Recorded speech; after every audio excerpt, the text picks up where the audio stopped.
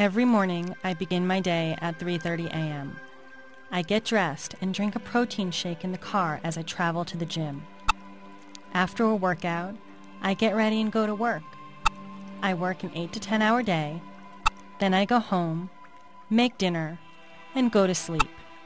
I rush through my days, rarely having the time to take a moment and notice what's going on around me. I do this day in and day out.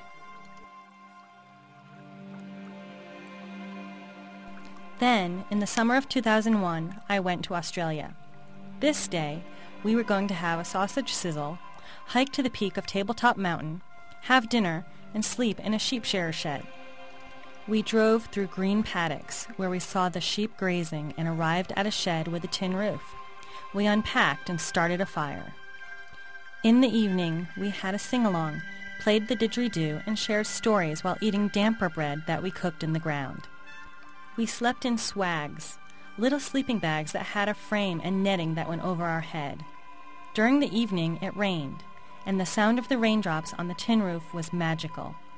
So different from the laugh tracks I heard while watching my regular sitcoms on the television. I listened to the rain deep into the night and awoke before dawn. Although everyone was asleep, I got up and decided to take a walkabout. This time, my feet met the wet earth instead of the plastic belt of the treadmill. It was dark.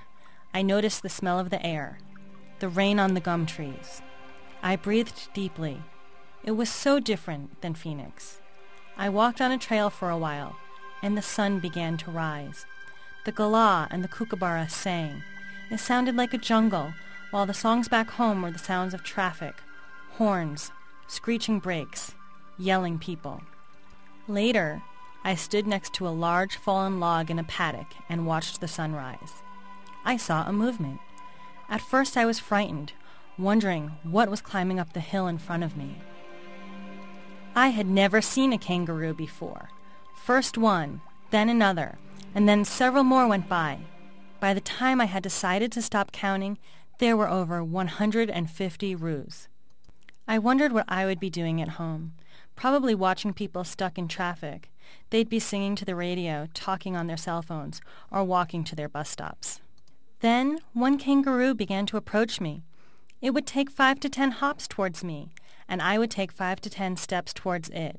And after a while, we were about 10 feet apart. I could see its claws, its fur, and hear its breathing. A foreign land on the other side of the world. New food, new fragrances, unusual sounds, and an encounter with a foreign animal. As I walked back to the sheep shearer's shed, I noticed my own breathing. I had never taken the time to hear it at home.